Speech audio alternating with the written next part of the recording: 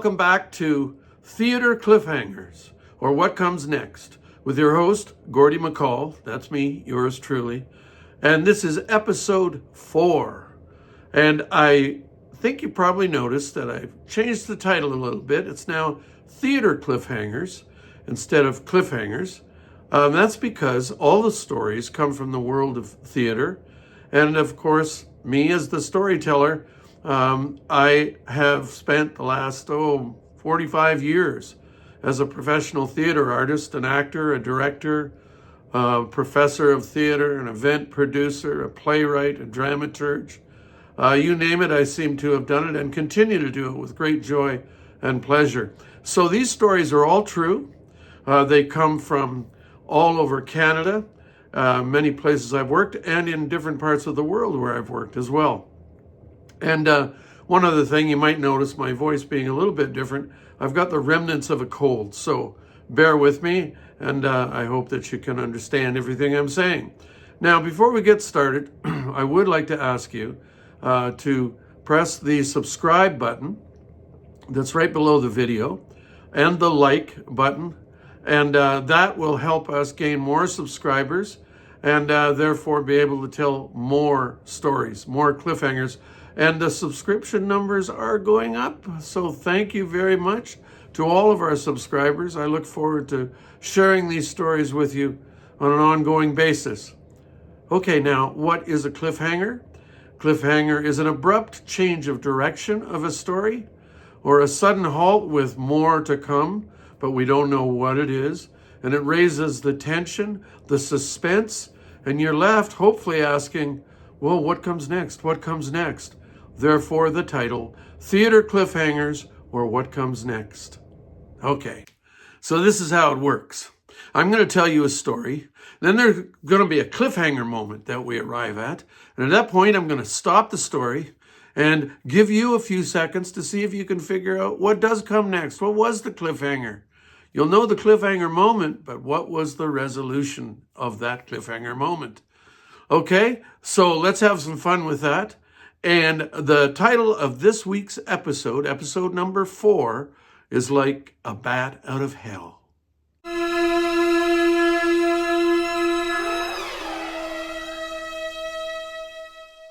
Over the coming weeks, you're going to come to learn about a lot of superstitions and traditions that we have in the theater. And they have been around for hundreds of years. Now, one of those superstitions, and it's one we all believe in, those of us who participate in professional theater, and that is this. If a bat, yeah, I'm talking about not a baseball bat, but a bat, the flying bats. If a bat comes out and flies over the stage or through the audience on dress rehearsal night or final preview performance night, you are bound to have a great run of a show. So, as opposed to being afraid of the bats, we welcome them. We look for them on dress rehearsal nights. And yes, as you might have figured, they show up in the older theaters primarily, although I have seen the occasional bat in what we would call a newer theater. Now, as longtime theater practitioners, we love the old theaters. We love the wood, the old ghosts that are in that theater, and the structure and the warmth of a lot of those old theaters. And it so happens that among those wood and bricks live some bats occasionally. Okay, so this is what happened.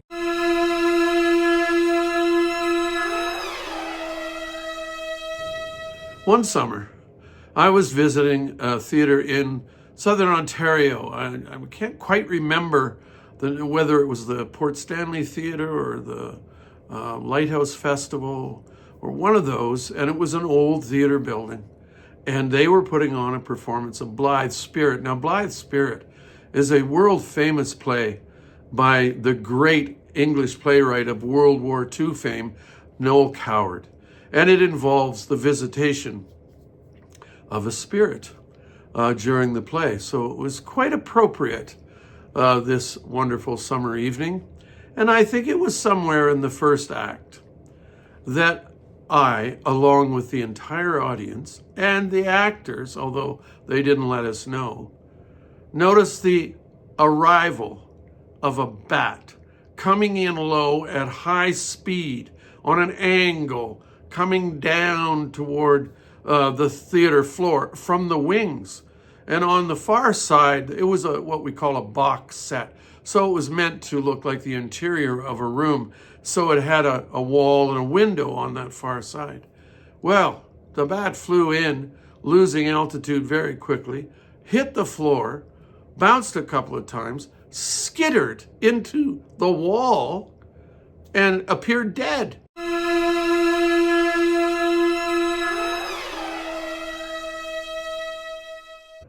And I looked carefully at the actors. They noticed, but it was out of the way, so they carried on, and bravo to them.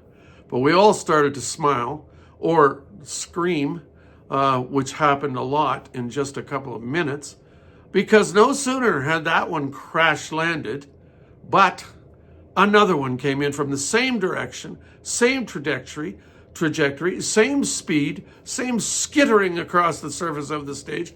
Whack, plop, apparently dead. 2 dead bats on the stage.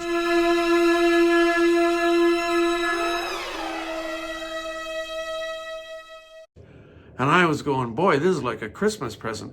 This is the best theater superstition come to life I've ever seen. But I looked at the actors again, and I saw that they had noticed the bats, but they were bravely carrying on, and appeared the bats were dead. So let's carry on. And there's our cliffhanger moment. So now I'm going to give you a few seconds and see if you can determine what comes next. Remember, it's theater cliffhangers, or what comes next. Okay, we'll see you in a few seconds, and I'll fill you in on what actually did come next.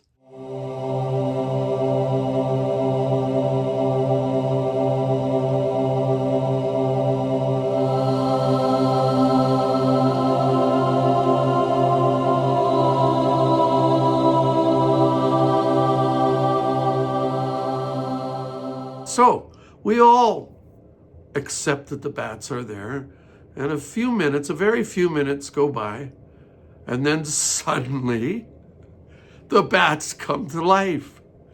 And what do? Like they're in a little formation. They lift off the stage suddenly and fly around in a circle over the actors' heads, and then dive down and come zooming along the aisles, one on either side. I tell you, this is the truth. I couldn't believe it. The bat coming up my aisle, I was like 3/4 of the way back in the house, and I was on the aisle. So I could see this bat heading about 2 feet above the floor. And remember, in theaters, seats are what we call raked. They're on an angle like this. So that bat's coming up along that angle, and I'm going, wow, what's going to happen here? And the audience at this point is screaming and or laughing hysterically, and the actors have almost lost it themselves. And hats off to them. I think they held it together throughout this adventure, but they did halt a little bit, because why not? They don't know what these bats are going to do. Anyway, the bat on my aisle just keeps coming at like 100 miles an hour.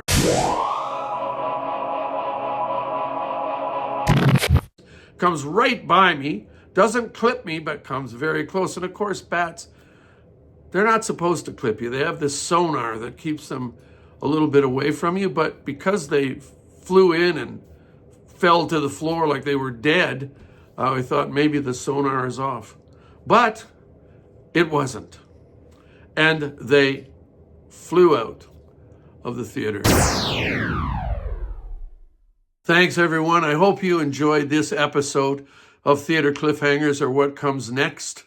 Like a bat out of hell. You can understand why now. And now you've visited our first theater superstition. I'm going to share many more with you. Remember, I said if the bats come out on dress rehearsal or preview performance, that's a great good omen. However, There's nothing in this superstition that I recall that says if they come out in performance, that's a great thing. But now you know what happened when that actually did occur. All right, until next time, if you don't mind, push the subscribe button and the like button. That'll get us more subscribers and give us the opportunity to share more stories with you. And I'll see you next episode. Take care, everyone. And remember, we are our stories. Until next time.